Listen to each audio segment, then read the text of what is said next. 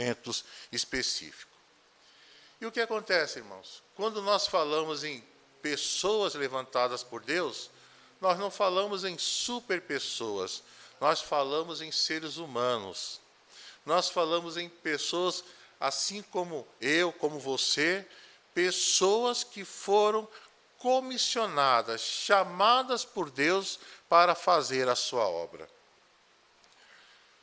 Israel estava passando, quando nós lemos no livro de Juízes, capítulo 6, momentos difíceis, irmãos. Momentos difíceis, mas por causa da sua escolha. Porque quando Josué morreu, o que aconteceu? A Palestina, aquela região, ela não estava toda tomada, eles não estavam lá consolidados com a sua presença. Existiam povos lá e aqueles povos precisavam ser vencidos. Mas o que Deus pediu para o seu povo? Deus pediu que, quando eles saíssem do Egito e quando eles entrassem na terra de Canaã, que eles não fizessem o mesmo que aqueles povos faziam. Que eles não tivessem as mesmas práticas, que eles cuidassem em obedecer ao Deus eterno. No capítulo 6, versículo 1, nos fala que, no entanto, por uma escolha do povo de Israel, diz o seguinte: porém os filhos de Israel fizeram o que parecia mal aos olhos do Senhor. E o Senhor os deu nas mãos dos midianitas por 7 anos. Fizeram o que era mal. Então eles se juntaram. O povo de Deus, que era para ser luz, não foi luz. Que era para levar a vontade de Deus, a palavra de Deus para aquele povo, eles não fizeram. Eles simplesmente fizeram o que aquele povo fazia. Olha aqui, em Deuteronômio capítulo 19, e versículo 8, nos fala o seguinte, 18, versículo 9. Olha, quando vocês estiverem junto com aquele povo na terra que eu te dei, vocês não devem cometer as abominações dessas nações. Quando entrares na terra que o Senhor teu Deus te der, não aprenderás a fazer conforme as abominações daquelas nações. Entre ti não se achará quem faça passar pelo fogo seu filho ou a sua filha, nem adivinhador, nem prognosticador, nem agoureiro, nem feiticeiro, nem encantador de encantamentos, nem quem consulte ao espírito adivinhante, nem mágico, nem quem consulte os mortos. Pois todo aquele que tal coisa faz é abominação ao Senhor.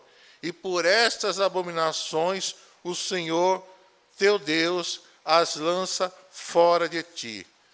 Perfeito serás como o Senhor teu Deus, porque estas nações que hás de possuir ouvem os prognosticadores, os adivinhadores, porém a ti o Senhor teu Deus não permitiu tal coisa. E mais ainda, o segundo mandamento era bem claro: não farás para ti imagem de escultura. Então, Deus, de forma amável, amiga, ele colocou para Israel o que eles deveriam fazer, porque eles entrariam como luz no meio das trevas. E eles não deveriam, se juntar àqueles, nem ter as mesmas práticas. Irmãos, nós sabemos que esse é um problema em todos os momentos. Foi naquele momento e está sendo no momento atual. Porque nós temos sim que estar no meio de uma sociedade corrompida, mas nós temos que brilhar a luz de Deus, amém? Nós temos que mostrar que o nosso Deus pede atitudes diferentes, ações diferentes, assim, posturas diferentes, e que não que nós vamos nos afastar, mas que nós vamos estar lá, junto com eles, mas sendo luz para o mundo. Glória a Deus. E o que acontece? No versículo 1 falou que, de Juízes, falou que Israel cometeu o maior dos erros. Ele optou por quê? Por fazer mal, fazer aquilo que parecia mal diante do Senhor. E com isso todos sofreram. Toda a sociedade sofreu. E aqui fala que o Senhor entregou a Israel durante 7 anos nas mãos dos midianitas. Vejam você que o cativeiro babilônico foi 70 anos. Esse aqui, foi por 7 anos, eles foram entregues sob a opressão nas mãos dos midianitas. E diz o seguinte, olha, e prevalecendo a mão dos midianitas sobre Israel, fizeram os filhos de Zeus para si, por causa dos midianitas, as covas que estão nos montes e as cavernas e as fortificações. Porque sucedia que, semeando Israel, subiam os midianitas e os amalequitas e os do Oriente contra eles subiam. E punham-se contra eles em campo e destruíam a novidade da terra, até chegarem a Gaza, e não deixavam mantimento em Israel, nem ovelhas e nem bois. Porque subiam os seus gados e tendas, vinham como gafanhotos, em tanta multidão que não se podiam contar, nem a eles, nem aos seus camelos, e entravam na terra para a destruir. E eu estou lendo em Juízes 6, agora no versículo 6. Assim Israel empobreceu muito pela presença dos midianitas. Então os filhos de Israel clamaram ao Senhor. Veja, irmãos, houve erro. O Israel, por livre vontade, escolheu, práticas erradas que condenadas por Deus, sim. Então vem o quê? Veio o quê? O amor punitivo, vamos colocar dessa forma, de Deus. O amor punitivo. Pastor, mas existe amor punitivo? Existe. O amor punitivo de Deus, porque aquele povo precisava enxergar que as suas atitudes eram atitudes que levavam à perdição, à maldição, não é assim? Ao castigo eterno. E nesse caso aqui, eles precisavam voltar-se para Deus. E naquele momento, os midianitas os oprimiam, roubavam, destruíam suas lavouras, se apoderavam daquilo que eles tinham, e Israel ficou amedrontado diante daquele povo. Mas, irmãos, estando numa situação dessa, o que acontece com o povo? O povo se torna inseguro. E a insegurança, nesses momentos, é muito grande. Porque se o que eu planto é roubado, se o meu rebanho é roubado, se eu não tenho liberdade, se eu tenho que fugir daqueles que me oprimem, então gera uma insegurança, não é assim? E diz o seguinte, que Deus, na sua infinita misericórdia, esperava da parte do povo que eles olhassem para os seus pecados, pedissem perdão por eles e voltassem a clamar, a buscar ao Senhor. E foi o que aconteceu. O povo, vendo aquela situação, voltou a clamar a Deus. Oh, que bênção, né, irmãos? Precisamos muito viver esses momentos em que nós devemos reconhecer os nossos erros, as nossas falhas, aquilo que está trazendo tanta tristeza, tanta angústia, pedir a misericórdia de Deus, clamar a Deus, e Deus vai mandar o quê? O refrigério do Espírito Santo. Deus vai mandar a sua misericórdia na nossa vida, porque é assim, irmãos. Mas, irmãos, existem também um fruto daquela sociedade que estava sendo oprimida, que foi Gideão. Gideão, quando Deus o chamou, no versículo 12, diz o seguinte: então o anjo do Senhor lhe apareceu e lhe disse: o Senhor é contigo, varão valoroso. A terra estava assolada pelos midianitas, tudo que eles possuíam era roubadas por ele, e Gideão estava o quê? Malhando trigo Não é assim? E pior ainda, escondido, com medo dos midianitas. Ao invés de ele malhar o trigo no lugar adequado, ele fugindo, se escondendo dos midianitas, ele foi malhar o trigo no lagar de uvas, não é assim? Não era um lugar, ele estava fugindo, né, para tentar despistar aquele povo opressor. Então, o trigo que deveria ser malhado em determinado ambiente, não estava sendo. Ele fugiu para um lugar onde amassavam as uvas, e lá era que ele estava malhando o trigo. Fugindo. Aí aparece o anjo do Senhor e diz o seguinte: o Senhor é contigo, varão valoroso. Naquele momento, Gideão se sentia oprimido, triste, com medo dos midianitas, escondido na sua atividade para que eles não vissem e roubassem dele o produto do seu suor. E aparece um anjo e fala assim: o Senhor é contigo, varão valoroso. Gideão deve ter pensado, mas será que é comigo mesmo? Tem outra pessoa do meu lado? Porque eu não me sinto valoroso. Eu me sinto, como diz, um covarde, fugindo dos midianitas, escondido para não ser roubado. Mas o Senhor declarou para Gideão o que ele era. Aos olhos de Gideão, naquele momento, ele era um medroso, fugindo, se escondendo. Mas, irmãos, para Deus, Gideão era um homem valoroso. Glória a Deus. E é isso, né, que nós precisamos pedir para Deus, para que nós, né, saibamos e nos sintamos da forma como Deus nos vê. Como Deus te vê? Nas minhas situações atuais, Gideão fala assim: eu não sou valoroso, eu sou uma vergonha. Eu sou uma vergonha porque eu não estou fazendo o que é correto. Eu estou fugindo, eu estou me escondendo. Com insegurança, diante de uma situação daquela.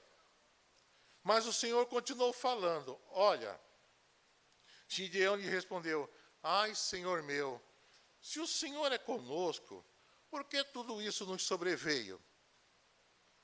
E que é feito de todas as suas maravilhas que nossos pais nos contaram, dizendo: não nos fez o Senhor subir do Egito? Porém, Senhor, agora o Senhor nos desamparou e nos deu nas mãos dos midianitas. Então, era duas visões erradas, duas visões equivocadas. Gideão não sabia quem era, o valor que tinha, e ainda ele estava errado em relação ao que estava acontecendo com Israel. Ele tinha duas situações naquele momento: eu sou um medroso, eu estou escondendo-me dos midianitas e estou aqui para não ser assaltado por eles. E outra coisa, Senhor, se o meu povo está assim, é porque o Senhor nos tirou do Egito, nos trouxe para cá e nos deu nas mãos dos midianitas. Só que, e ele ainda ratificou, porque os nossos pais nos contaram isso. Olha que situação, que visão deturpada acerca de si mesmo e acerca de quem era Deus. Naquele momento, irmãos, ainda que Gideão pensasse: eu sou um medroso e Deus não cuida de Israel, naquele momento, Deus olhava para ele e dizia: você é valoroso. E eu sou o Deus dos teus pais. O Deus que vai te livrar. O Deus que vai tirar vocês deste cativeiro, desta opressão. E sabe o que mais, Gideão? Vai ser você. Misericórdia, né, irmãos? Sabe o que mais? Vai ser você. aí todas as inseguranças afloram. Todas as inseguranças afloram. Como assim? Eu vou ser o líder, né? O líder diz o seguinte, olha, então o Senhor olhou para ele e disse, vai nessa tua força e livrarás a Israel das mãos dos midianitas. Porventura, não te enviei eu? O Senhor é contigo, varão valoroso. O que te importa nesse momento é acreditar naquilo que Deus está falando para você.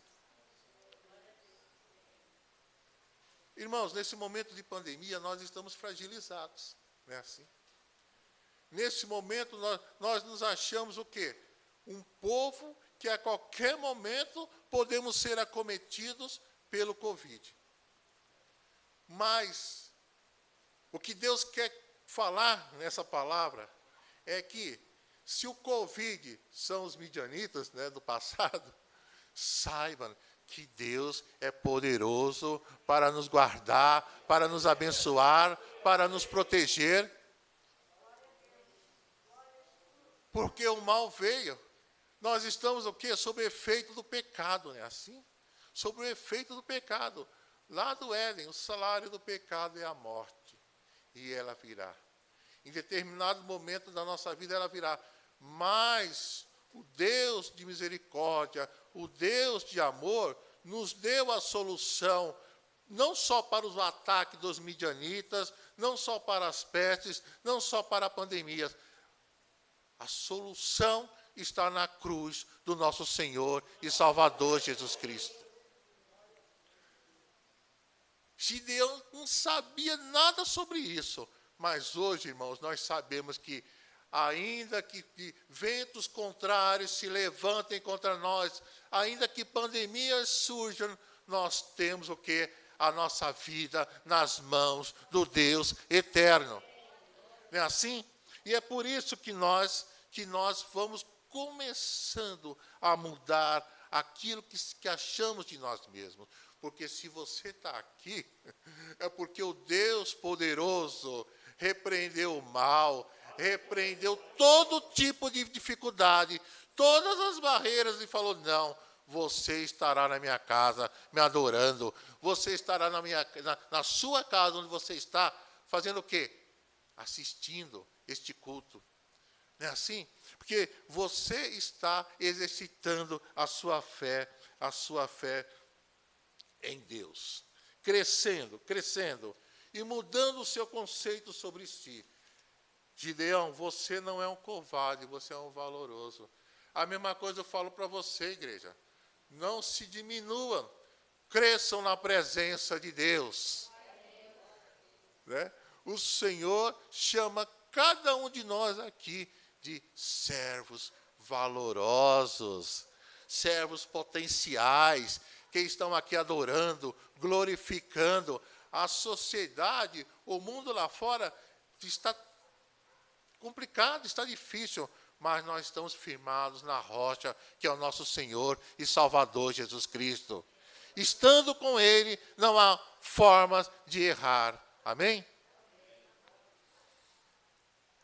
Ah, Senhor, então, se é verdadeiro, diz Gideão, aquilo que tu estás falando para mim, que eu sou valoroso e que eu vou libertar, eu vou liderar Israel para afastar, para vencer os midianitas, me dá prova disso. Aí começou aquela construção, né? Bom seria que Gideão falasse assim, o senhor é comigo? Amém. Estou aqui. Levantar a mão e usa-me, Senhor. Mas Gideão ainda precisava andar, porque ele estava indeciso, estava inseguro. O anjo do Senhor falando comigo, me falando que eu sou valoroso, me falando que eu vou liderar Israel para vencer os midianitas. Então, o que eu vou fazer? Eu acho que eu preciso fazer um teste com esse que está falando comigo. Senhor, fica aqui, que eu vou preparar umas comidas para ofertar a ti, né? Fica aí, Senhor, o anjo. Ele precisava que, no pensamento de Gideão, é que aquele anjo, se fosse anjo de Deus, se aquilo fosse verdade, o anjo ia falar, tá bom, eu te espero. Ou então o anjo ia falar, não. A fila anda, vou procurar outro. Mas não foi assim. O anjo falou assim, tudo bem, eu espero. E ele foi até a sua casa, preparou, e então Gideão, no versículo 19, 6:19, diz o seguinte, então, vamos no 18, que vai ratificar mais ainda, confirmar mais ainda aquilo que nós estamos falando. Rogo-te que, Gideão falou para o anjo, rogo-te que daqui te não te apartes, até que eu venha a ti e traga o meu presente, e o ponhas perante ti. E disse, eu esperarei até que voltes. Então Gideão preparou um cabrito e bolos asmos em uma efa de farinha, a carne pôs num açafate e o caldo pôs numa panela. E o anjo ficou lá esperando, e trouxe-lhe até debaixo do carvalho, e lhe apresentou. Então o anjo de Deus lhe disse, toma a carne e os bolos asmos, e põe-nos sobre essa penha, e verte o caldo. E assim o fez. E o anjo do Senhor estendeu a ponta do cajado que estava na sua mão, tocou a carne e os bolos asmos, então subiu fogo da penha e consumiu a carne e os bolos asmos, e o anjo do Senhor desapareceu dos seus olhos. Olha aí. Então, Gideão fez esse primeiro propósito, se aquele que estava falando com ele, se era o Senhor. E o anjo fez conforme ele pediu. Olha, mais adiante, eu vou lutar contra os midianitas. Se eu vou lutar contra os midianitas, e o Senhor vai estar comigo mesmo, eu vou pedir mais alguns sinais.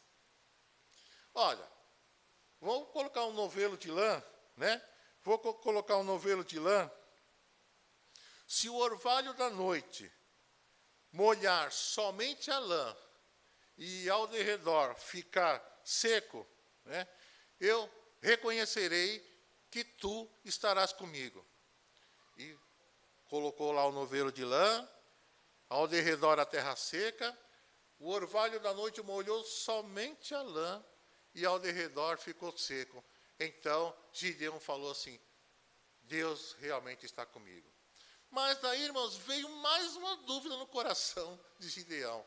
Não, mas eu preciso confirmar mais ainda, se é Deus que está falando, se é Deus que está comigo. Eu vou fazer o contrário. Eu vou colocar a lã durante a noite, e a lã ficará seca, e em derredor ficar molhada. Foram as duas situações. O orvalho ia preservar a lã seca, e ao derredor molhado, e na outra noite, ao contrário, o orvalho iria molhar só a lã, assim, e ao derredor seco. Irmãos, a questão é, por que fazer tantas provas de Deus?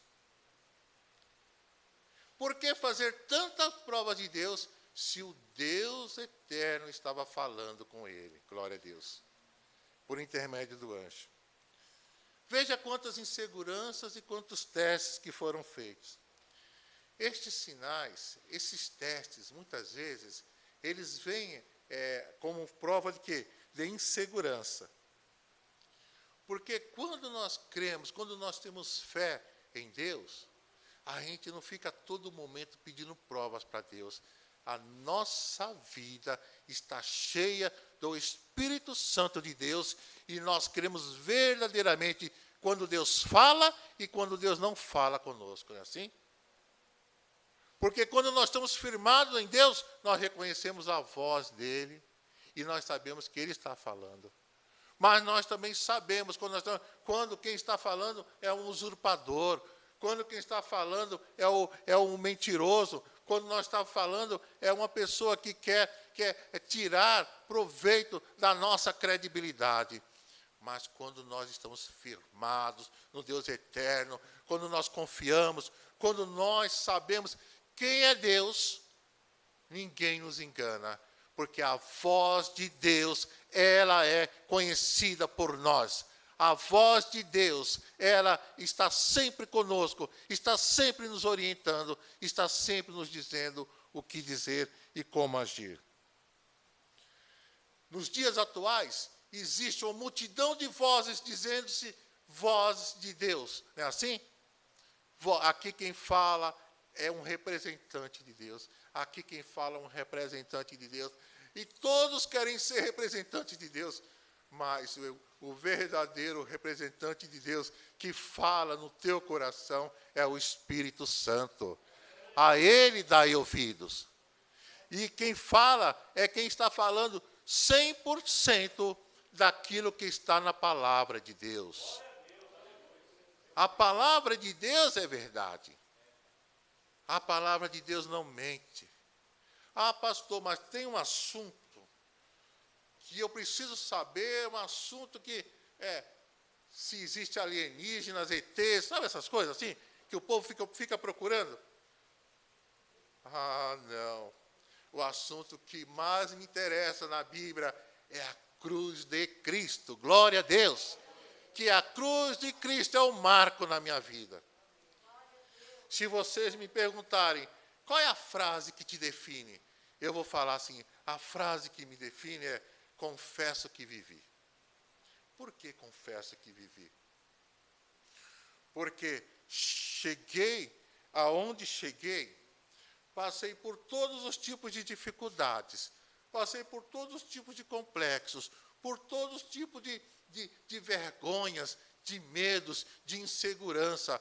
Mas, a partir do momento que eu encontrei o meu grande amigo, o meu Senhor e Salvador, Senhor Jesus Cristo, tudo aquilo que para mim era um tormento, era uma dor, era uma dificuldade, coisas simples que para os nossos amigos, para aqueles que estavam do nosso lado, eram coisas tão corriqueiras, mas para mim era um peso, era uma vergonha, era uma dificuldade.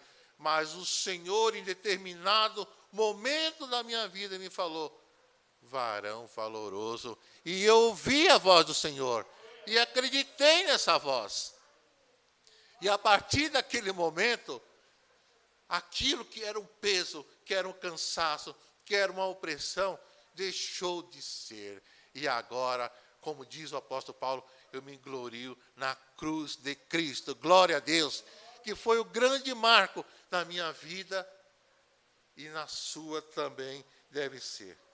O justo viverá pela fé. Então, o Senhor falou que eu sou valoroso, fiz os testes com o Senhor provou, então lá vou eu. Então, conforme a tua palavra, né, me cercar de bons soldados e liderar e lutar contra os midianitas.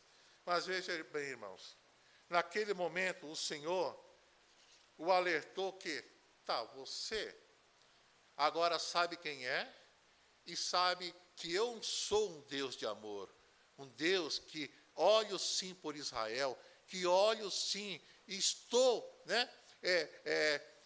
levantando você para libertar das mãos dos midianitas. Posso ir, Senhor? Não. Vai arrumar tua casa primeiro. Posso ir, Senhor? Não. Vai ver como é que está a tua casa. Vai ver como é que está a tua vida. A sua casa está cheia de postes sagrados, não é assim? A sua vila está cheia de ídolos, né? Baal, Ázera, Astarote, está lá, os deuses, os ídolos das nações estão lá, inclusive na casa do teu pai. É por isso que o teu pai omitiu uma verdade quando te falou. O teu pai falou para você que Deus esqueceu, que Deus lhe tirou do Egito e colocou-nos na servidão dos midianitas. Mas não é bem assim. O teu pai tem na casa dele ídolos, idolatrias, altares para deuses estranhos. vai até a tua casa e limpa, faz uma faxina, né, para que haja, né, para que naquela casa não tenha altares de deuses estranhos. Então, Gideão falou assim, é um caminho a prosseguir. Foi lá, tirou os ídolos de lá, que ele pôde tirar, limpou, fez uma limpeza de tudo aquilo lá. Interessante que o pai dele, foi isso, né? O pai dele não reclamou, não foi? O pai dele aceitou aquilo passivamente. Não, né? O pai dele aceitou e ele foi agora sim. Ele era um varão valoroso, ele se sentia assim, se sentia. Ele sabia que Deus é um Deus verdadeiro, que ama Israel, sabia. Ele foi na sua casa e tirou os ídolos, tirou. Agora sim, ele poderia ir para a guerra, porque tudo que ele fizesse seria uma bênção, porque Deus estaria com ele. Oh, que maravilha, não, irmãos? Às vezes a nossa vida é assim, irmãos. Às vezes nós temos muitas coisas que precisam ser corrigidas na nossa vida. Muitas vezes nós colocamos, tiramos de Deus a sua santidade, a sua grandeza, a sua misericórdia, e muitas vezes nós equiparamos Deus com o nosso trabalho, equiparamos Deus com a nossa família, equiparamos Deus com as nossas aspirações, equiparamos Deus com os nossos objetivos, e se Deus não der, ele cai um degrau abaixo. E se Deus não permitir, ele cai um degrau abaixo. E se Deus não fizer, ele cai um degrau abaixo. E muitas vezes nós estamos somente focados naquilo que queremos. Mas o que nós podemos dizer é que, ei, veja o seu coração, veja aquilo que está acontecendo com você e retorne para Deus. Se Deus fizer, ele é Deus. Mas se Deus não fizer, ele continua sendo Deus, não é assim? Ele continua sendo digno de adoração, de louvor, de exaltação. Nós não devemos nada ser equiparados ao nosso Deus. Nós devemos, sim, limpar a nossa mente, o nosso coração e dizer, para que todos possam ouvir, para que o reino espiritual ouça e dizer, o Senhor é o Senhor da minha vida. Se existiam coisas que estavam tirando o brilho, que estavam ofuscando Deus, não existe mais. Agora, a minha vida, o meu objetivo, o meu presente, o meu futuro estão nas mãos do Senhor. Pastor, mas como farei isso? Peça a presença do Espírito Santo na sua vida. Peça a presença do Espírito Santo na sua vida, porque o Espírito Santo vai trabalhar no seu coração, vai produzir no seu coração paz, alegria, esperança, consolação, vai tirar todos os questionamentos e vai fazer você descansar, né? Descansa nas mãos de Jesus. Descansa nas mãos do Senhor. Conta ao Senhor qual é a tua dor, qual é o teu sofrimento, né? E coloca nas mãos dele e, igual criança, descansa, confia, porque o Senhor vai dar a bênção que você está precisando, a bênção que você está perseguindo. Só declare para ele, Senhor, tu és Deus, tu és Senhor, e eu te louvarei e eu te glorificarei, independente das circunstâncias. Uma coisa eu sei, que a cruz de Cristo me mostrou o quanto tu me amas. A cruz de Cristo me mostrou o que tu fizeste por mim. E a tua palavra ainda diz que tu enviaste o teu Filho não para condenar-nos, não para condenar-nos, não. Tu enviaste o teu Filho para que os homens fossem salvos por ele. E eu estou entre aqueles que são salvos. Então eu te louvo, te glorifico, te rendo louvores. Ah, Gideão, vai, trava a tua batalha e vence. Porque agora você sabe que é valoroso, você sabe que Deus é Deus, você pediu sinais, eu te dei, e agora você, com a presença do Espírito Santo da tua vida, você vai batalhar e vai vencer. Eu não vou ler tudo aqui porque o tempo já está avançado, né, Jacó? Mas olha, Gideão se cercou de quê? De 300, foi assim? Gideão se cercou de 300 valentes.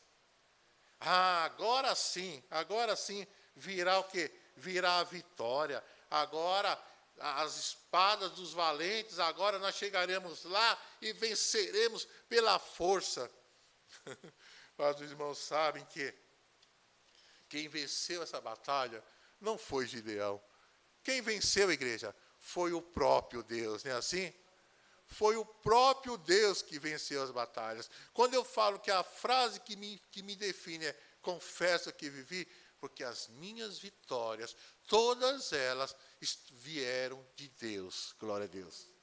Né? Juízes 7, 20 a 22. Vamos ver como é que foi essa batalha.